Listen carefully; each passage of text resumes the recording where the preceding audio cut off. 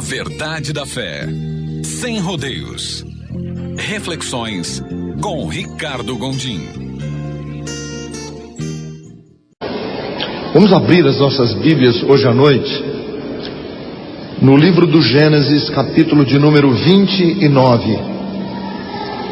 Livro do Gênesis, capítulo de número 29. Vamos ler a partir do versículo de número 31.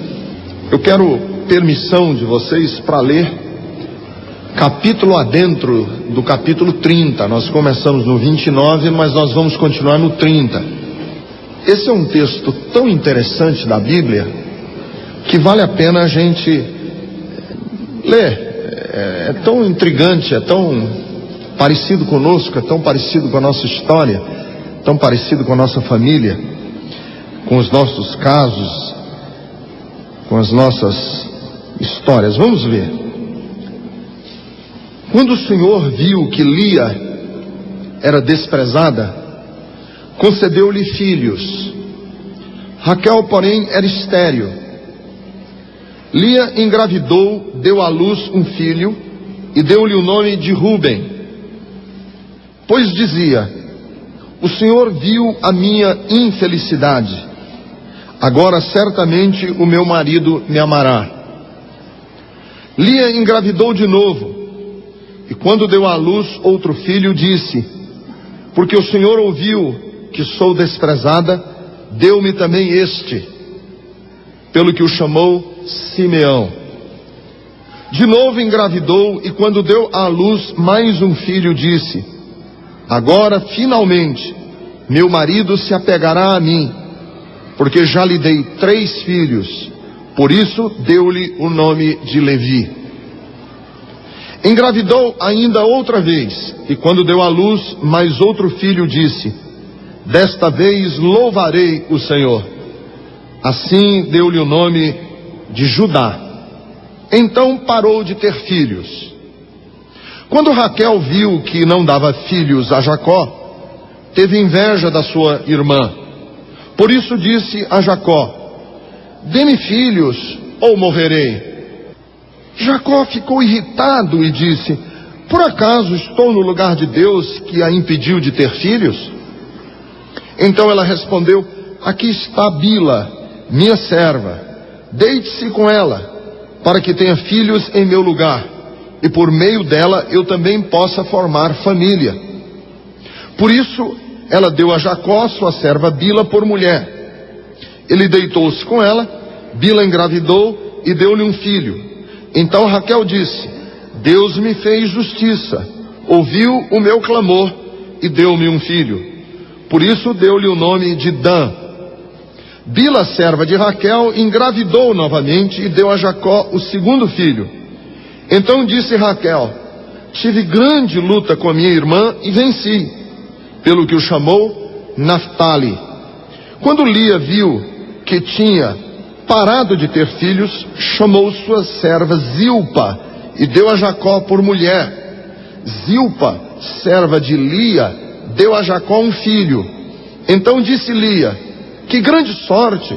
Por isso chamou Gade. Zilpa, serva de Lia, deu a Jacó mais um filho. Então Lia exclamou: como sou feliz! As mulheres dirão que sou feliz. Por isso lhe deu o nome de Aser. Durante a colheita do trigo, Ruben saiu ao campo, encontrou algumas mandrágoras e as trouxe a Lia, sua mãe. Então Raquel disse a Lia: dê-me algumas mandrágoras do seu filho. Mas ela respondeu: não lhe foi suficiente tomar de mim o marido? Vai tomar também as mandrágoras que meu filho trouxe? Então disse Raquel: Jacó se deitará com você esta noite, em troca das mandrágoras trazidas por seu filho. Quando Jacó chegou do campo, naquela tarde, Lia saiu ao seu encontro e lhe disse: hoje você me possuirá, pois eu comprei esse direito com as mandrágoras do meu filho. E naquela noite ele se deitou com ela. Deus ouviu Lia, e ela engravidou e deu a Jacó o 5º filho. Disse Lia: Deus me recompensou por ter me dado a minha serva ao meu marido, por ter dado a minha serva ao meu marido. Por isso deu-lhe o nome de Issacar. Lia engravidou de novo e deu a Jacó o 6º filho. Disse Lia: Deus presenteou-me com uma dádiva preciosa. Agora meu marido me tratará melhor. Afinal já lhe dei 6 filhos. Por isso deu-lhe o nome de Zebulon. Algum tempo depois, ela deu à luz uma menina, a quem chamou Diná. Então Deus lembrou-se de Raquel. Deus ouviu o seu clamor e a tornou fértil. Ela engravidou e deu à luz um filho e disse: Deus tirou de mim a minha humilhação. Deu-lhe o nome de José e disse: que o Senhor me acrescente ainda outro filho. Amém. Até o versículo de número 24 nós temos lido nesta hora. Senhor, eu quero te pedir nesse instante a tua graça. Meu Deus, com todas as pressões que temos sofrido durante essa semana, com todas as inquietações que temos passado durante esses últimos dias, com todo o abalo que o nosso coração possa ter sofrido esta semana, contudo dentro de nós algo clama dizendo: eu creio. Dentro de mim alguma coisa ainda insiste em dizer: o meu Deus se levantará sobre a terra. Algo dentro de mim ainda insiste em dizer: o meu Senhor está no meio de nós. Algo dentro de mim insiste em dizer: nenhuma acusação há contra os escolhidos de Deus, porque é Deus quem os justifica. Nós te agradecemos pela tua palavra aberta, e eu creio que o Senhor tem palavra para nós hoje à noite. E é isso que eu quero te pedir: dá-nos a tua palavra, abre o nosso entendimento, desperta o nosso coração.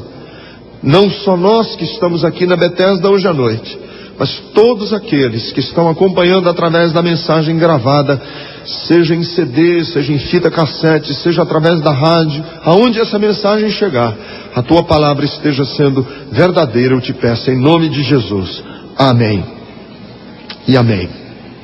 Queridos, eu como pastor lido muito com famílias, obviamente, e é muito interessante que nos encontros que nós temos, seja um encontro de casais, seja um acampamento de famílias, seja os adolescentes dando testemunho, quando a gente pede adolescente para falar sobre a sua família, sejam jovens que estão falando sobre a sua família, invariavelmente, nós ouvimos testemunhos de pessoas que estão vindo de lares disfuncionais.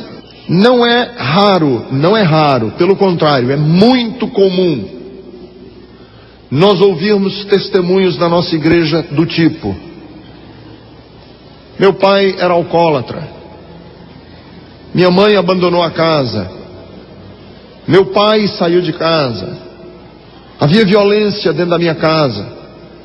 É muito comum nós ouvirmos testemunhos, palavras de pessoas que vêm de lares com as mais diferentes e difíceis circunstâncias. Então eu sei que no auditório deste tamanho hoje à noite, com o número e a diversidade de pessoas que nós temos aqui, eu com certeza estou falando para pessoas oriundas de um lar que nasceu ou que foi forçado a conviver com algum tipo de doença. E eu não falo de doença física, não estou falando de uma doença congênita, não estou falando de doenças patológicas, eu estou falando de doenças emocionais, de desestruturação. Você que está aqui hoje à noite, com certeza tem alguém aqui hoje, eu não estou falando como profeta, não estou adivinhando, estatisticamente, com certeza nós temos muita gente aqui hoje, que ou seu pai ou sua mãe, ou um irmão, aconteceu alguma coisa séria dentro da sua casa.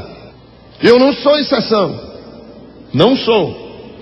Eu me lembro que Eu devia ter talvez 13 ou 14 anos de idade.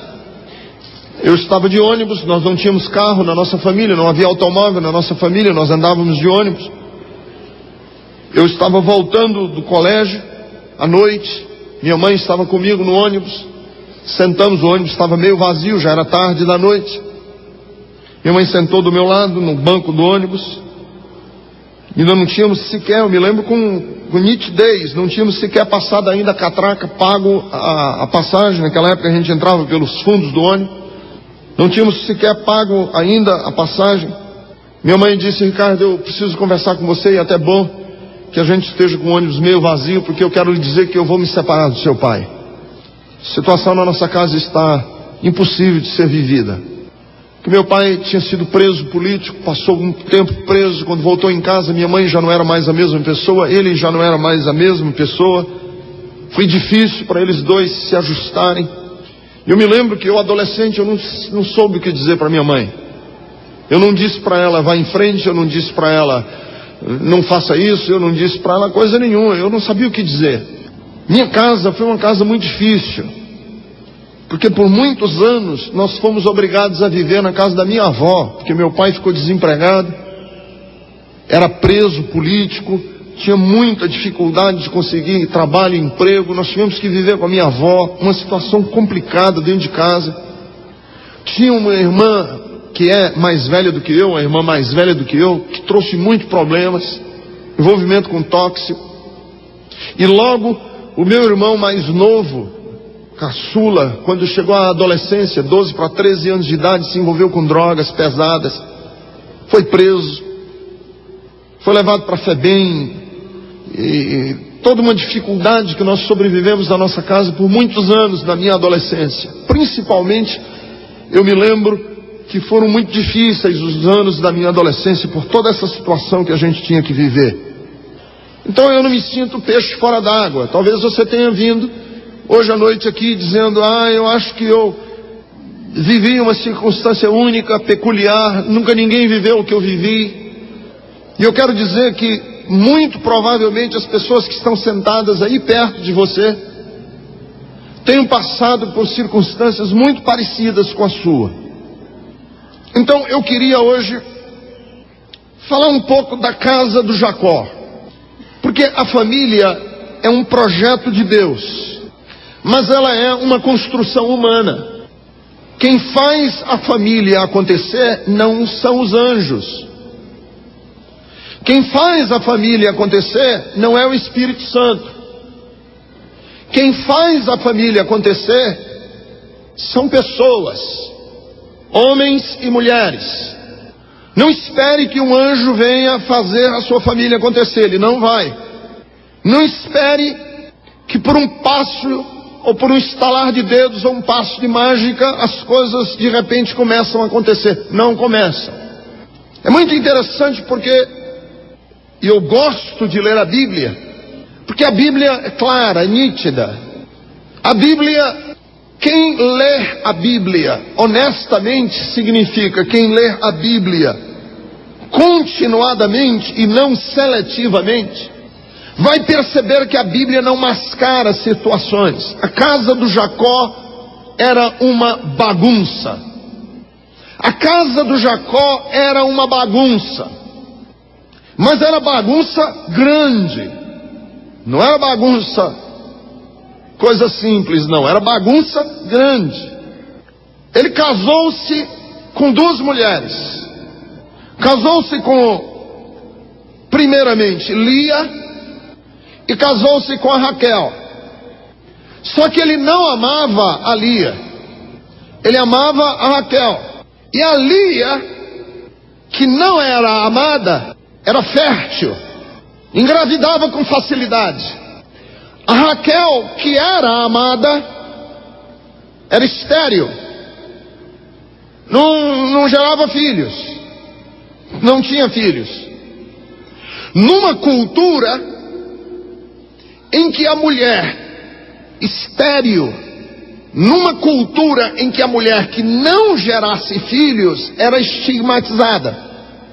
E a Lia, que não era amada pelo marido, era um filho atrás do outro. cada filho que ela nascia, acendia nela uma esperança de refazer o lar dela. Nasceu o primeiro menino chamado Rúben. E ela disse, e o nome do menino significa isso: o Senhor viu a minha infelicidade, e agora o meu marido vai me amar. E deu o nome da criança de Rúben. Engravidou de novo, deu à luz a outro menino. Ela disse, agora o Senhor viu que eu estou sendo desprezada, e deu o nome do menino de Simeão.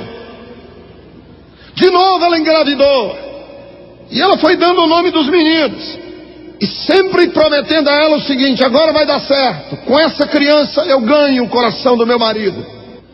Só que por algum motivo ela parou de ter filhos. Talvez o estresse da casa, nós não sabemos, talvez um problema de saúde, a Bíblia não diz. Parou de ter filhos. E a Raquel, quando viu que ela não estava tendo filhos, e ela, Raquel, que era amada do marido, olha a bagunça, olha que bagunça essa casa. A Raquel disse, eu vou fazer o seguinte, eu não posso ter filhos, e agora que a Lia está tendo poucos filhos, eu vou entregar para o Jacó a minha escrava, para ele ter relações sexuais com ela, e aí o filho da escrava fica sendo meu filho, porque aí eu compenso com a escrava. E aí o Jacó tem relações sexuais com a escrava, e ela engravida, e a Raquel disse, pronto, agora Deus fez justiça a mim, e deu o nome do menino de Dan. E aí ela pensou, pode ser que agora dê certo. Ficou grávida de novo, porque ela estava em competição com a irmã.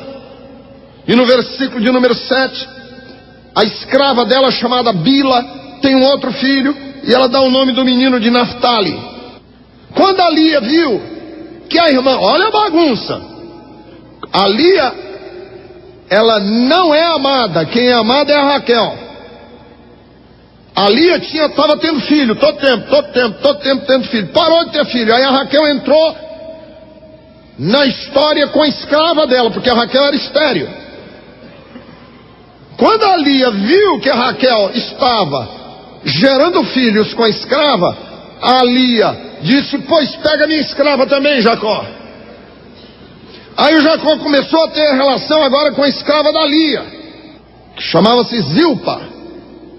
E a Zilpa deu um filho para ela, para Lia, que quando o menino nasceu, ela deu o nome de um menino de Gade, que significa, oh que sorte, porque ficou grávida. E teve filho ainda mais, outro filho, a Lia. Como sou feliz! E o nome do menino ficou Aser. E a casa dele está a maior bagunça do mundo, imagine o clima. As duas irmãs em competição, a briga tremenda dentro de casa, uma com ciúme da outra, o Jacó tendo que ter relação com as escravas, e com a escrava de um e com a escrava do outro. Aí o Jacó, me perdoem aqui a indiscrição com ele, Jacó, negou fogo. Não é brincadeira não, é verdade, ele negou fogo. Coitado do Jacó, chegava em casa do trabalho, quando via as escravas, as mulheres se preparando, uma querendo ter filho em cima da outra, cada uma. O Jacó disse, eu ainda morro disso, eu não aguento. E aí é que entram as mandrágoras na história. Você deve ter lido aí essa mandrágora aí, que eu também não sabia. Quando eu li aqui a história, eu não sabia que mandrágora era essa.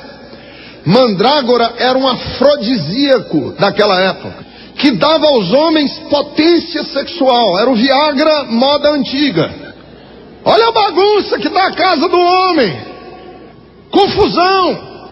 O Rubem chegou de uma caça lá trazendo mandrágoras, que eram plantas, era um chá de catuaba, sei lá o que era, um negócio desse lá, era um preparado que eles faziam, que dizia que dava certo.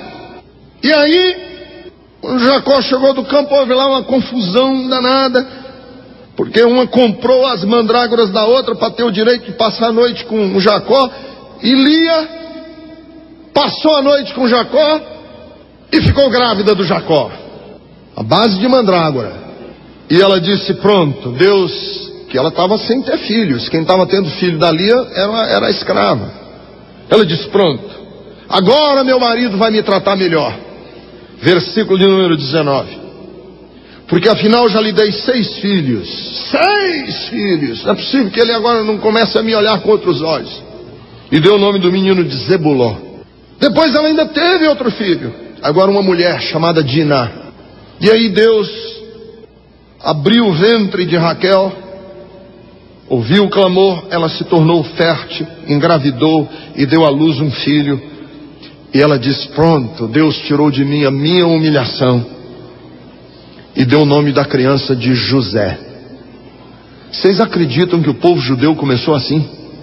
Aqui os pais das tribos de Israel. Olha que história. Olha que história. Estão aqui os pais das tribos de Israel. Acabamos de dar o nome deles: Dan, Naftali, Simeão, Judá, Rúben. São os patriarcas, filhos de Israel. Assim começou a história do povo judeu. Por que eu estou dizendo isso? Porque às vezes nós temos uma visão romântica, idealizada. Nós temos uma visão de que aquele que anda com Deus, de que aquele que é cristão, que na vida dele é tudo certinho. E muitas vezes não é.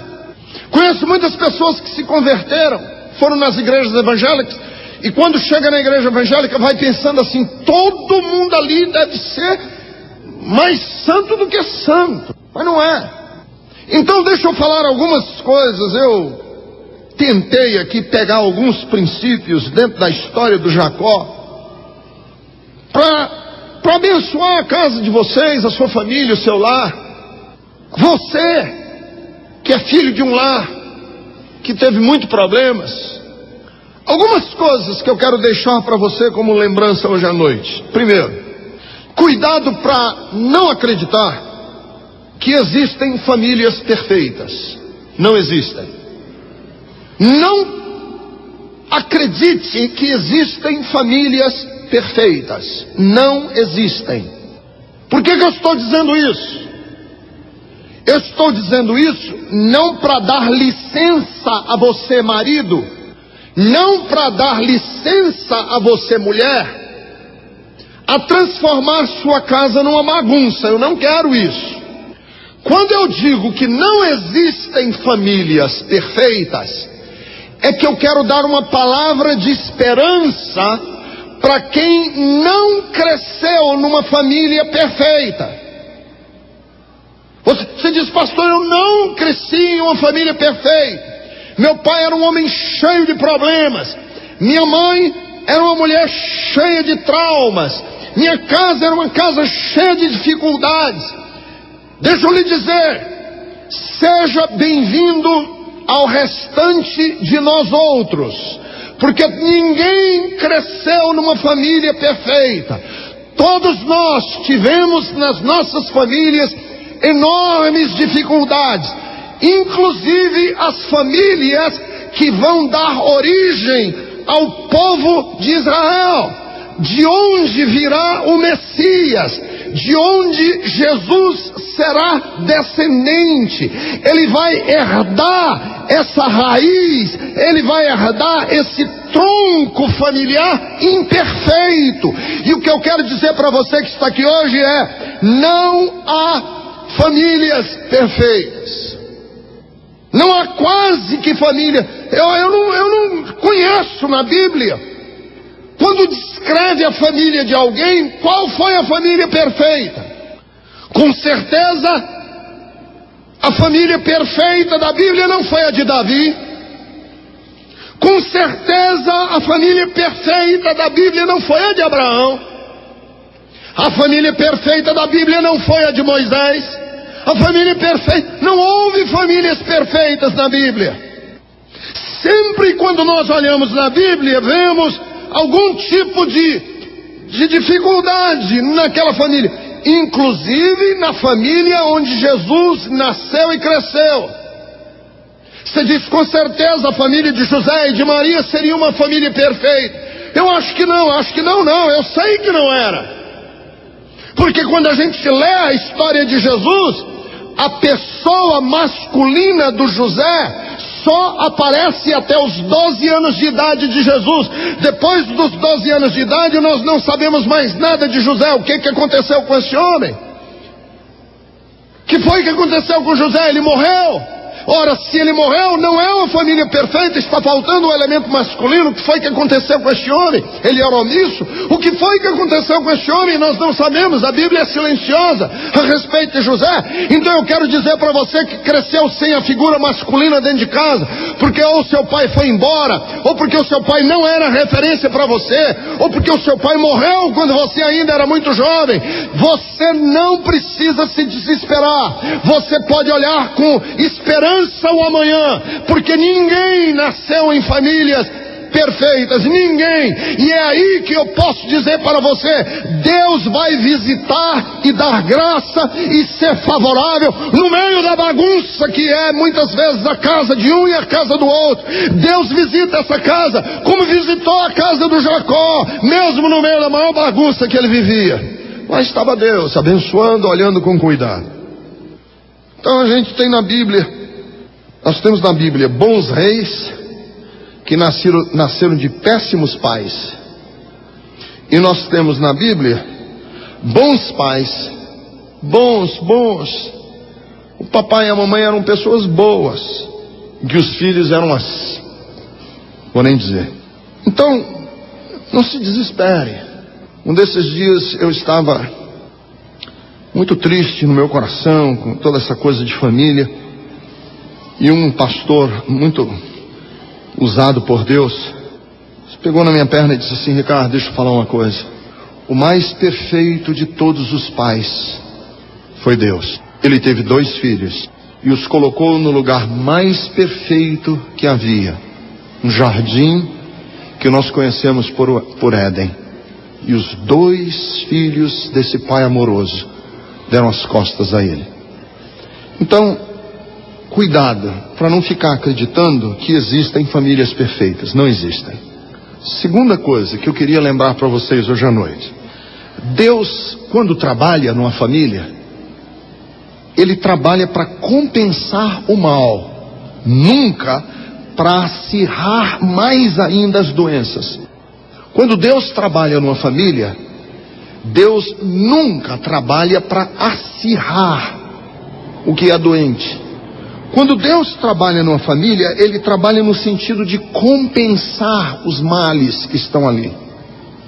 Trazer um certo equilíbrio. Trazer uma certa... Quando Deus trabalha no projeto da família, é para compensar os desmandos nossos. As coisas erradas. Por isso é que Ele vê que a Lia é muito amada, é pouco amada, e ela se torna muito fértil. Porque naquela sociedade, se ela sendo pouco amada do Jacó, ainda por cima fosse estéril, era desgraça total. Então a atuação de Deus é no sentido não de acirrar ainda o problema que o Jacó está criando dentro da casa dele. A atuação de Deus é de equilibrar, trazer um mínimo de equilíbrio. Então, se você perceber que a atuação de Deus na vida de um homem ou de uma mulher que cresceu num lar disfuncional é tornar essa pessoa, às vezes, mais sensível, mais amorosa, mais terna. É dar ao filho ou à filha que cresceu naquela circunstância uma bênção de tal maneira que ele, naquela situação, seja minimamente compensado por ter nascido naquela circunstância. É aí que Deus opera. É aí que Deus trabalha. Por isso é que existe um princípio bíblico de que as mulheres que são casadas com não cristãos não abandonem o seu marido em hipótese nenhuma. Porque você é a presença de Deus dentro deste lar para trazer equilíbrio dentro dessa casa. E o apóstolo São Paulo diz que a mulher santifica o seu lar. Você é a presença de Deus dentro dessa casa, em que aquele não cristão, aquele que não valoriza as coisas de Deus, se ele tivesse não a sua presença, esse lar seria mais descompensado ainda. Aí Deus dá àqueles filhos uma mãe ou um pai cristão para trazer um equilíbrio para aquele lar, e os filhos crescerem com um mínimo de temor de Deus. Quer dizer, quando Deus intervém, a intervenção de Deus é sempre no conceito de compensar. Por esta razão é que Lia era fértil e Raquel era estéril. É que Deus queria minimamente compensar o desmantelo que estava dentro da casa do Jacó. Então deixa eu dizer, homem, deixa eu dizer, mulher, seja dentro de casa a presença de Deus que vai compensar os desmantelos que talvez tenha sido trazido ou tenha sido herdado, padrões que muitas vezes aquele lar tende a repetir. E você, como presença de Deus dentro daquela casa, compensa para que aquela casa não vá de todo na direção do que está errado. Terceiro, tome muito cuidado, porque o nosso lar, mesmo que não queiramos, torna-se uma expressão do que somos. O nosso lar, mesmo que nós não queiramos, ele vai ser uma expressão do que você é. Presta atenção, homem, porque tem muito homem que usa a seguinte lógica. Me perdoem a expressão chã que eu estou usando. Tem homem que pensa assim: eu sou galinha, mas só fora de casa. Quando eu chego dentro de casa, eu sou paizão. Lê do engano. A sua casa vai ser a expressão de quem você é. O Jacó era um enganador, enrolão, patife. Que tipo de lar ele gera? Que tipo de realidade ele gera dentro de casa? Ele gera dentro da casa dele exatamente o que ele era fora: competição, enganação, rivalidade, mulher querendo puxar o tapete da outra, uma querendo compensar brigas, ciúmes. O que era a casa do Jacó era uma expressão de quem ele era. Você vai gerar dentro da sua casa a expressão de quem você é. A sua casa vai ser uma expressão de quem você é. Por isso é que é necessário que nós estejamos conscientes que ninguém consegue ser uma coisa lá, outra coisa aqui, outra coisa mais ali. Nós somos sempre nós mesmos em todos os lugares. Você não fecha a porta, você não diz assim: o Ricardo mentiroso, o Ricardo enganador, o Ricardo falsário, o Ricardo desonesto fica aqui na calçada e agora entra dentro de casa para abraçar os meus filhos e os meus netos. O Ricardo de Deus, porque agora eu estou dentro da minha casa. Isso não existe. Você vai ser dentro de casa, e a sua casa vai ser uma expressão de quem você é em todos os lugares por onde você anda. Ora, um homem enroscado, cheio de rolo, como era o Jacó, que tipo de família você acha que ele ia produzir? Uma família de gente cheia de rolo e cheia de enrosco.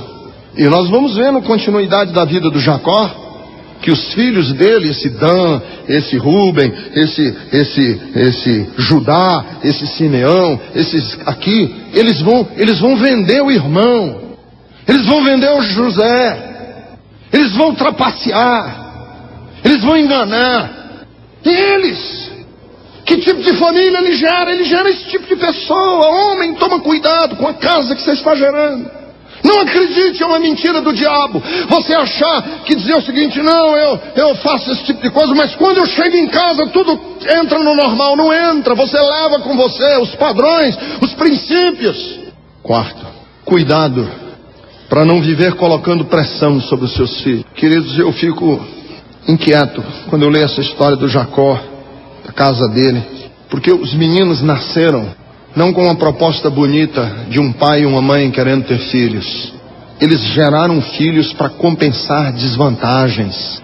É ignóbil, é vergonhoso, é triste pensar que uma mãe quer ter o filho para compensar a desvantagem que ela está dentro de casa. E nesse afã de querer compensar o que estava dentro de casa, aí passou a valer tudo. Até entrou escrava no meio. Escrava, ele transando com as escravas. E quando dava o nome dos meninos, um era sorte, outro era Deus me compensou, agora eu ganhei da minha irmã. E os meninos: ó, meu filho, com você eu ganhei da minha irmã. O outro: olha, agora eu estou com sorte. Olha, você agora está compensado. Agora ele vem para mim. A pressão era tão grande que as duas mulheres forçavam Jacó a transar com as escravas, mesmo quando ele não queria. Tudo para ver quem ganhava na competição. Deixa eu dizer uma coisa para você. Tem muito pai que é frustrado na sua profissão e joga nos filhos o que ele gostaria de ser. Você vai ser o melhor. Você vai passar. Você vai ganhar dinheiro. Você vai ficar rico. Mas não é que o pai está interessado no filho ser bem sucedido, não. Você vai ser rico porque você limpa a minha barra. Você limpa a minha reputação. Você, de alguma maneira... Vocês lembram que havia famílias antigamente que os meninos nasciam para ser padres? Você vai ser padre. Para quê? Não é que a família tinha o ideal do reino de Deus. É porque tendo um padre, de alguma maneira você ganha algum cacife lá no céu. Mas a mesma coisa acontece hoje, em outras dimensões. Minha filha, você nasceu para ser bem sucedido. Um desses dias aí, eu estava lendo sobre essa questão de doping no esporte. Doping no esporte, que é uma das maiores pragas no esporte mundial hoje, em que o atleta se submete a tomar droga, que anabolizantes, energizantes, são drogas que afetam o desempenho do atleta e ele fica o melhor, o top, para ganhar um recorde. E eu estava lendo que a pressão maior do atleta tomar doping para ser o melhor no esporte não é do atleta, mas dos pais do atleta. É o papai e a mamãe que querem desesperadamente que o filho seja recordista mundial. Sabe por quê? Não é porque só ganha dinheiro, não. É porque sai nos jornais, porque o mundo inteiro passa a conhecer aquela pessoa. É o estrelado, é a fama imediata. Quantas mocinhas estão sendo hoje incentivadas a posarem nuas em revistas pornográficas? Quantas estão aí sendo incentivadas a entrarem para o mundo, entre aspas, da fama? E você sabe quem mais incentiva essas meninas a entrarem? As mães.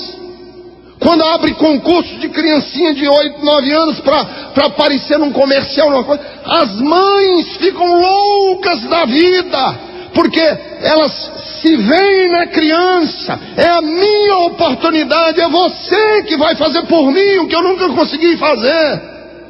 Querido, cuidado, porque os nossos filhos não podem se tornar o desejo de que a nossa vida seja finalmente abençoada, porque simplesmente eles é que estão dando certo. Quinto, não acredite nunca que o tempo ou que os acontecimentos naturais da vida resolverão os seus problemas. Nunca acredite que o tempo ou que os acontecimentos naturais da vida vão resolver os nossos problemas. Deixa acontecer, deixa rolar para ver como é que fica. É uma atitude. A outra atitude é acreditar o seguinte: quando eu tiver mais filhos, e mais, e mais, e mais, e mais, vai chegar um ponto que não é possível que ele não se apaixone por mim, o Jacó. E aí no versículo 19, quando nasce o 6º filho, ela olha para ele e diz assim: agora sim, não é possível. Depois que eu pari 6, não é possível que você não se incomode comigo. 6 filhos eu acabei de dar para você, queira bem a mim. E a cada filho que ia nascendo, sabe o que ia acontecendo? Os problemas iam se avolumando. Ao invés do nascimento do filho, que tem casal que acredita nisso, nós estamos tendo uma crise, tem que vir um menino nessa casa, que aí nasce a criança e a gente se reconcilia. Menino não reconcilia ninguém. Tem gente que acha o seguinte: nós estamos numa crise, Deixa eu dar um relógio para ela que ela fica satisfeitinha com o relógio, pronto, resolveu o problema. Quantos casais em crise acham que se acumular mais, se comprar um barco, eu vou comprar um barco para a gente passear, e aí resolve nosso problema? Não resolve. Barco não resolve o problema de ninguém. Não, nós temos que mudar de casa. O problema é que a gente mora numa casa e dá muito trabalho, é sobrado, tem que ir para um apartamento. Aí muda para um apartamento. Aí chega no apartamento, diz: o problema desse apartamento, pastor, é que eu me sinto é muito pequeno, a minha mulher todo tempo perto de mim, porque eu preciso de um lugar maior. Aí vai para um lugar maior. Não resolve. Deixa quando a gente estiver com 40 anos de idade, é porque nós estamos muito jovens ainda, não é com 40 anos, quando baixar o fogo, as coisas, a gente resolve. Não resolve. O tempo não resolve. O tempo conspira contra. Você tem que tomar alguma atitude. Você tem que chamar a situação. Você tem que chamar a pessoa e dizer: vamos conversar, vamos orar. Deixar acontecer para ver como é que fica. O resultado é desastroso. O resultado é terrível. Sexto lugar, o maior problema do enroscado é que ele perde duas coisas: sensibilidade e autoridade dentro da sua própria casa. Um homem ou uma mulher todo enroscado, todo cheio de mentira, é com adultério e meia verdade e tal. Alguém pode chegar para mim e dizer assim: qual é o problema disso? Não tem problema nenhum, é tão inocente, só uma escapadelazinha aqui, só deu uma paqueradinha ali, não feriu ninguém, não atrapalhou nada. Duas coisas acontecem com uma pessoa que vive enroscada na vida, cheia de rolo. Primeiro, ele perde a sensibilidade. Ele é um homem insensível. Quando a gente lê a história aqui do Jacó e a briga dentro de casa, ele é um cara ausente de casa. A vez que a gente vê o Jacó falando, é ele irritado no versículo 2. É a única vez que a gente vê ele falando aqui no texto. Chateado. Sabe por quê? Porque Raquel, que era a mulher que ele amava, não é a que ele não amava, é a que ele amava, a Raquel que ele amava, chegou para ele e disse: eu estou cheia de inveja da minha irmã, a gente se ama tanto, e ela que tem filho, triste. Olha o brutamonte, olha o grosso respondendo. Olha que grosso. Por acaso estou no lugar de Deus para te impedir de ter filhos? Fique em pé comigo agora na presença do Senhor, por favor. Eu queria fazer um apelo nesse instante. Como é que vai a sua casa? Como é que é o seu lar? Queria fazer um apelo no seguinte sentido: todas as famílias em que o marido e a mulher estiverem aqui, e que você tem filhos ou filhas ainda morando com você em casa, solteiros que ainda moram com você em casa, que estão debaixo da guarda do pai e da mãe, adolescentes ou adultos mesmo, mas seu filho ou sua filha que ainda não casou e que está ainda vivendo debaixo do seu teto, e você diz: pastor, eu quero consagrar a minha casa junto com a minha mulher. Se você está aqui, você e a sua mulher, os dois estão aqui, e você diz: eu quero colocar minha casa debaixo das asas do Altíssimo, debaixo do sangue que era aspergido no portal de cada casa. Eu quero esse sangue no portal da minha casa, para que o anjo da morte não alcance a minha casa. Eu quero que a minha casa esteja debaixo do sangue de Jesus hoje à noite. Se você é uma destas pessoas ou desses casais, eu queria pedir a você agora que você saísse do seu lugar e ficasse aqui do meu lado direito, do lado esquerdo de vocês, do meu lado direito. Você diz: pastor, eu quero, junto com a minha mulher, colocar a minha casa debaixo do poder de Jesus. Não importa que você seja evangélico ou não. Não é essa a questão. Não importa que você seja evangélico, sua mulher não seja, ou vice-versa. Importa que você diz: eu e o meu marido. Dê a mão para o seu marido. Você, mulher, e o seu marido. Eu quero que você Dê a mão ao seu marido agora e diga: minha casa, meu lar, meus filhos, meu futuro, eu quero que esteja debaixo do poder do nome de Jesus hoje à noite. Pai maravilhoso, eu quero agradecer de todo o coração tudo o que aconteceu aqui neste programa. As músicas que ouvimos, também, Senhor, quero agradecer as mensagens que foram aqui pregadas e rogar que a tua mão se estenda cada vez mais, fortalecendo o coração, a vida e a família de cada um dos ouvintes. Muito obrigado, Pai, por esta tarde, em nome de Cristo Jesus. Amém, amém.